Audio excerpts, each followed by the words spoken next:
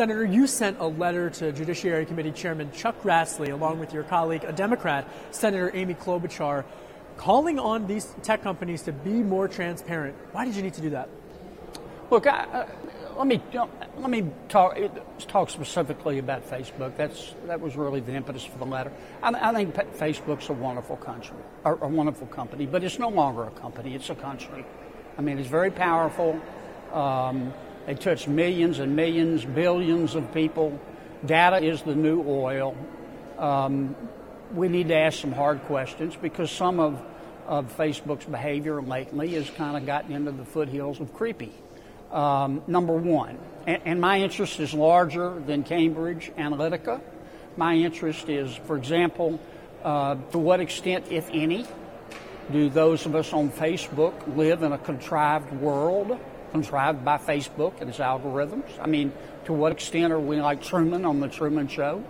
Number two, to what extent has Facebook and the other social media companies been a good steward of all this data they collect? And the third, the most challenging issue is how do we preserve the beneficial things about Facebook while stopping the bad things about it? I just can't understand. I've covered you in the economic front for financial policy. When a bank messes up or and there are questions about a bank, a CEO is called to testify. Right. Why hasn't Mark Zuckerberg been called to testify, or why hasn't he testified and answered to lawmakers? Well, Mr. Zuckerberg and the other CEOs need to come. We had one hearing. They all sent their lawyers. I don't know what they paid them, but they got their money's worth because their lawyers didn't say a damn thing. What does that say to you, though? They dodged and bobbed and weaved, and these issues are not going away. All I can tell you is from my perspective and in my judgment, I'm not looking to hurt Facebook, but I am looking to understand its power and how we can maintain the beneficial aspects of Facebook and social media. There are many. While at the same time dealing with the problems that are presented by the power of our social media companies. Senator, the Facebook company would say that, hey, they've implemented self-regulation, that they've tried to be more transparent, that they've tried to address some of these things.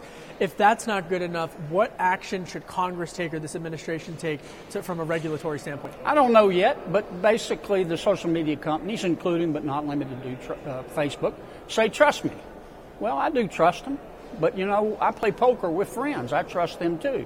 But I cut the cards every time we play.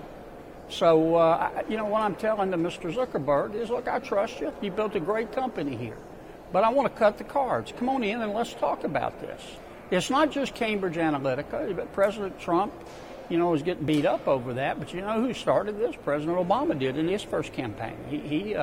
He made massive use of data from Internet, and there's nothing wrong with that.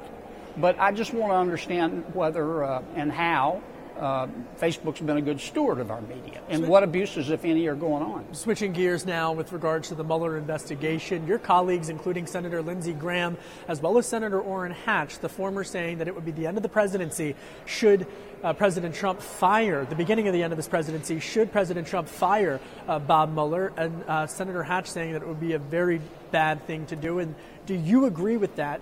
Should President Trump fire Bob Mueller, what would that signal to you? Well, you know, you have to watch in Washington what people do, not what they say. And I know the president has had some rough things to say about Mr. Mueller on Twitter. But I just look at his actions. I try to tune out the noise, not just the president, but everybody else, too. The president hadn't fired Mr. Mueller. He's not going to fire Mr. Mueller. His attorney issued a statement Sunday night saying he's not going to fire Mr. Mueller. The president's a smart man. He knows it would be a mistake to fire Mr. Mueller. Mr. Mueller needs to be allowed to finish his job, get the facts, let the chips fall where they may, report them to the American people, and let the American people figure it out, which they will. Is legislation needed to protect Bob Mueller's job? No.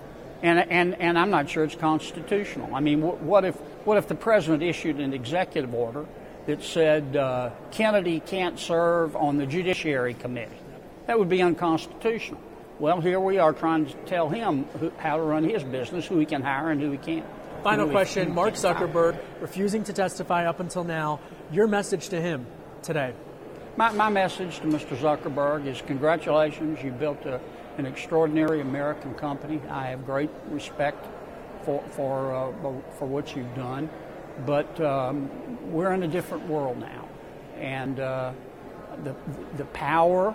I'm going to say it again. Your company is not a company; it's a country. Its power is that breathtaking, and we need to sit down and talk about the beneficial aspects of your company, but also the problems it's causing, and ask some very hard questions.